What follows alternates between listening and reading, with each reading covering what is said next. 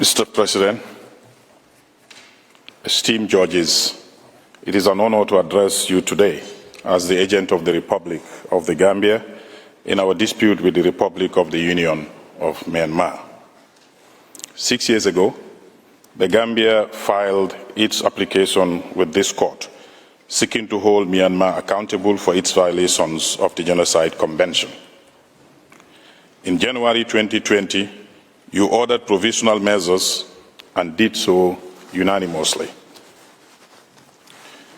We are now finally in the merits hearing, after which the court will decide whether Myanmar is responsible for acts of genocide against the Rohingya group, as alleged by the Gambia. As you will hear over the next 3 weeks, and in particular over the next 4 days, in deciding to bring this case, the Gambia acted on the basis of most careful reflection and assessment of the facts. We did not bring this case lightly. We brought this case after reviewing credible reports of the most brutal and vicious violations imaginable inflicted upon a vulnerable group that had been dehumanized and persecuted for many years. We received and carefully examined the meticulous reports of the United Nations fact-finding mission, dispatched by the UN Human Rights Council. We also examined reports issued by the reputable international human rights organizations, which sounded the alarm on the genocide of the Rohingya unfolding in northern Rakhine State. Those credible reports from diverse and independent sources left no doubt in our minds that Myanmar had to be held accountable for its violations of the Genocide Convention. And so we acted. Genocide Convention is the first multilateral human rights treaty that has been adopted. But its words will be meaningless unless they are acted upon and enforced. It is up to the state parties to the Genocide Convention to invoke affirmatively its provisions in order to truly liberate mankind from the odious scourge that is the crime of genocide. That is why the Gambia invoked Article 9 of the Convention and brought its dispute with Myanmar to this honorable court. The Gambia stands tall in the international community of states and takes pride in promoting and protecting human rights, including international accountability for genocide and other atrocity crimes. We do this out of sense of responsibility, grounded in the history of which we too suffered under a military junta. Over 2 decades of brutal dictatorship have taught us that we must use our moral voice in condemnation of oppression, of crimes against individuals and of groups, wherever and whenever they occur. It is also taught to us that accountability is imperative. Otherwise, impunity will ensure that such crimes are repeated over and over. In present times, these issues are more important than ever. And the court's role is more important than ever as a bastion for the rule of law. Sadly, Myanmar appears to be trapped in a cycle of atrocities and impunities. Nobody has been held responsible for the crimes against the Rohingya. Indeed, the military that perpetrated the genocide actually felt emboldened to overthrow the civilian authorities again. Myanmar's original agent in this case, the former state councillor, Madam Aung San Suu Kyi, has been imprisoned by the military junta, deprived of her liberty since she was swept from power by the same generals who continued to rule the country. And Senior General Min Aung, who commanded the military during the genocide, now rules over Myanmar as the leader of the junta. Predictably, violence and atrocities have spread throughout the country, affecting Myanmar nationals of all ethnic groups. Mr. President, while Gambia is the only applicant state, we are not alone in this cause for justice and accountability. Indeed, as the General Assembly stated in 1946, genocide shocks the conscience of mankind and results in great losses to humanity. And this is because humanity, our shared humanity, is made of various groups protected under the Convention. This is why we stand before you with full backing and support of 57 member organizations of Islamic cooperation. We also stand in solidarity with 11 intervening states from across the world who have urged the court to interpret the Convention in a meaningful way in the manner advanced by the Gambia. We stand too with the support of dozens of international human rights organizations and defenders whose investigations and reports have corroborated the findings of the UN fact-finding mission and its successor, the International Investigative Mechanism for Myanmar. And most importantly, we stand together with and for the Rohingya survivors of Myanmar genocide. This group of Myanmar nationals have endured decades of appalling persecution and years of dehumanizing propaganda. This culminated in the savage genocidal clearance operations of 2016 and 2017, which were followed by continued genocidal policies meant to erase their existence in Myanmar. We are proud that, once again, Gambia's delegation includes several members of the Rohingya community, including those who have traveled from the refugee camps in Bangladesh to be with us at this hearing. I invite them to stand so their presence may be acknowledged. Thank you. I turn to the case.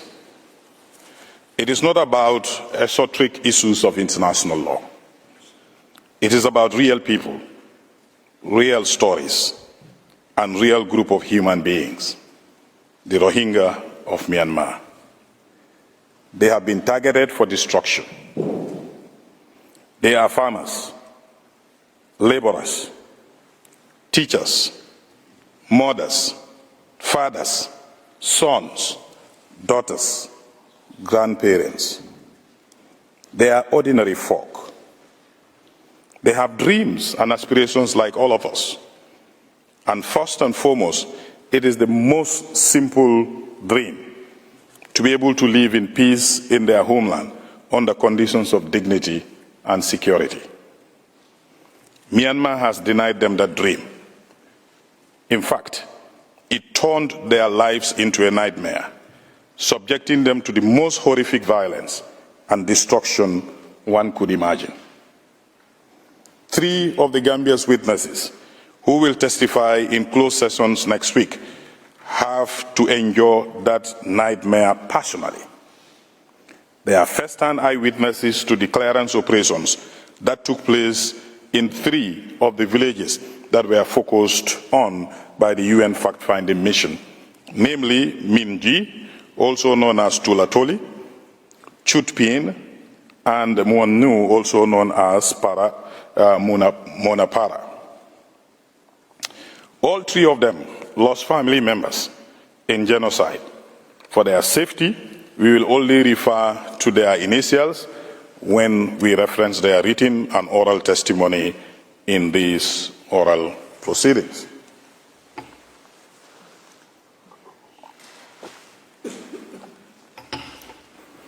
Mr. President, members of the court, the Gambia has carefully examined jurisprudence and has fit this court's jurisprudence and has fit its case within that legal framework. There were genocide acts and there was genocidal intent.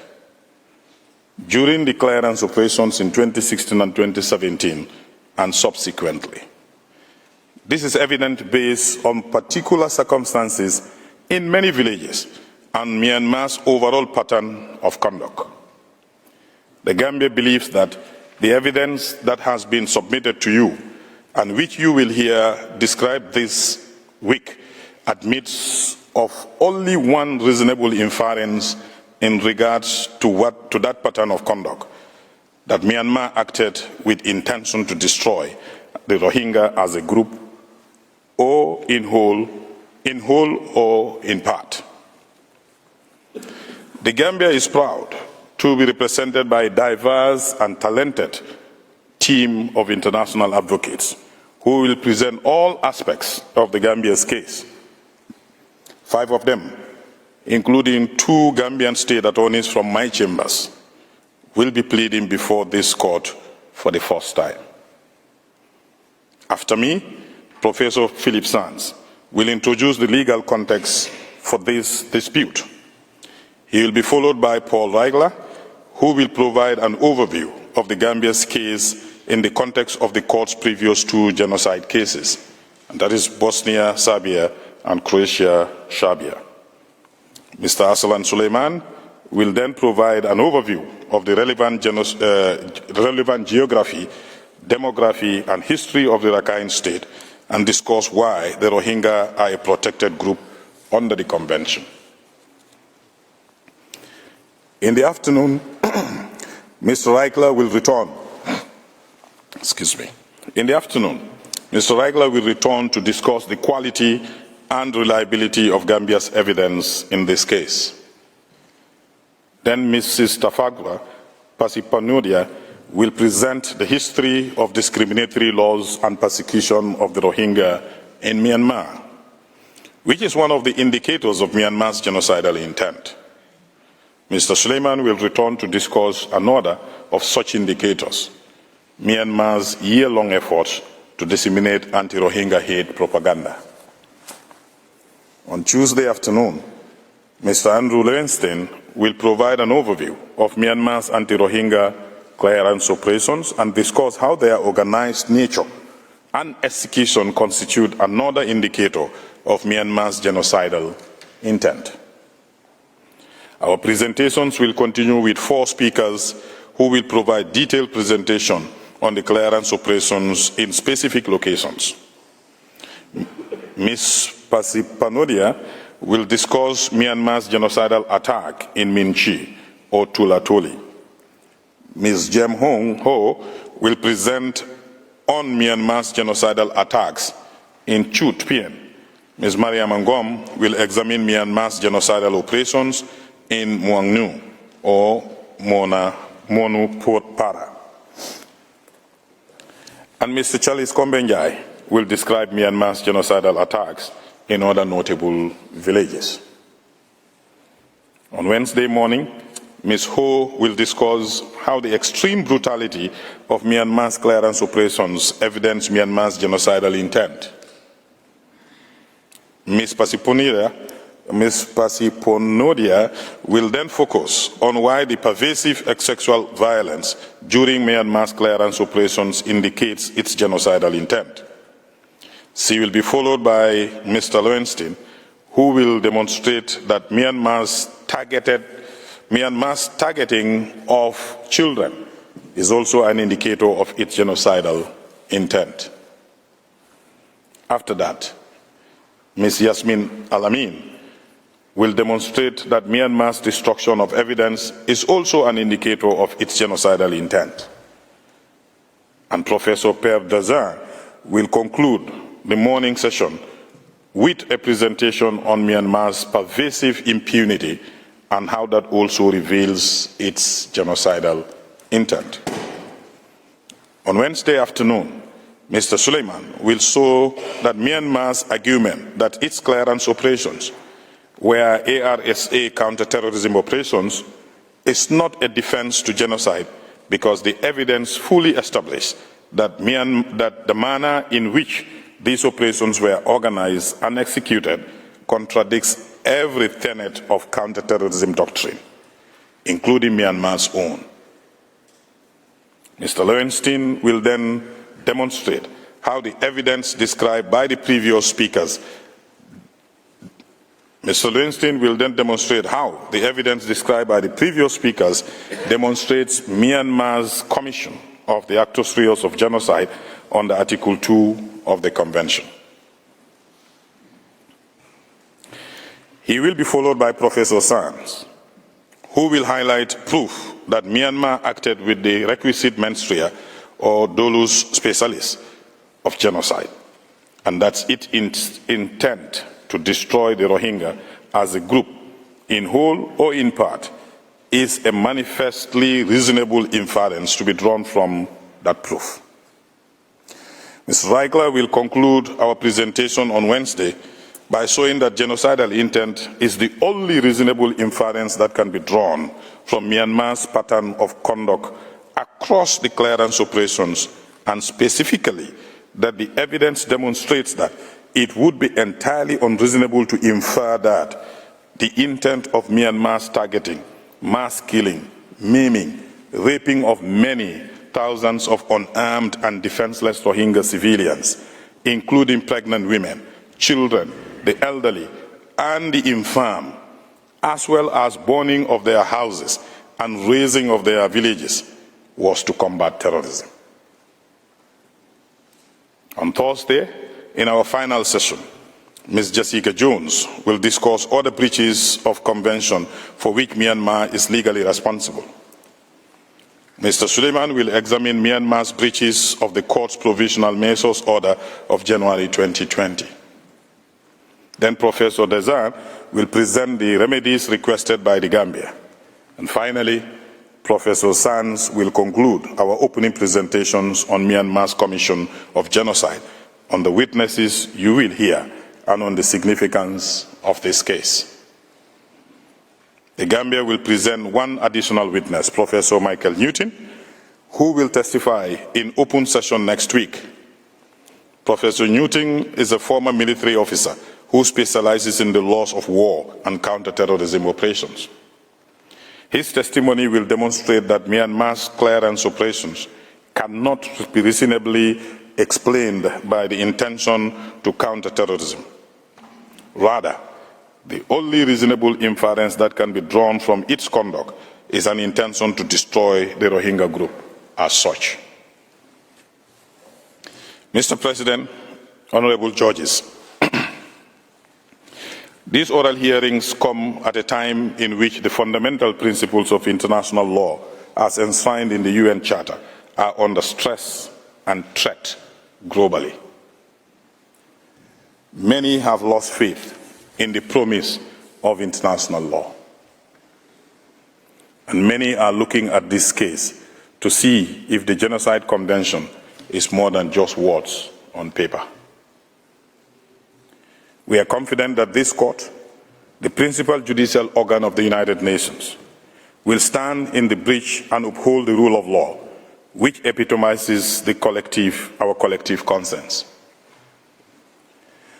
As the guardian of our moral and legal compass under the Genocide Convention, we come to you because this court is the only hope for justice and accountability that the Rohingya and all people of Myanmar so greatly deserve. Mr. President, members of the court, I thank you for your courtesy and for your keen attention to this case and for allowing me to address you. With your permission, I would ask that you call Professor Sands to the stand. Thank you.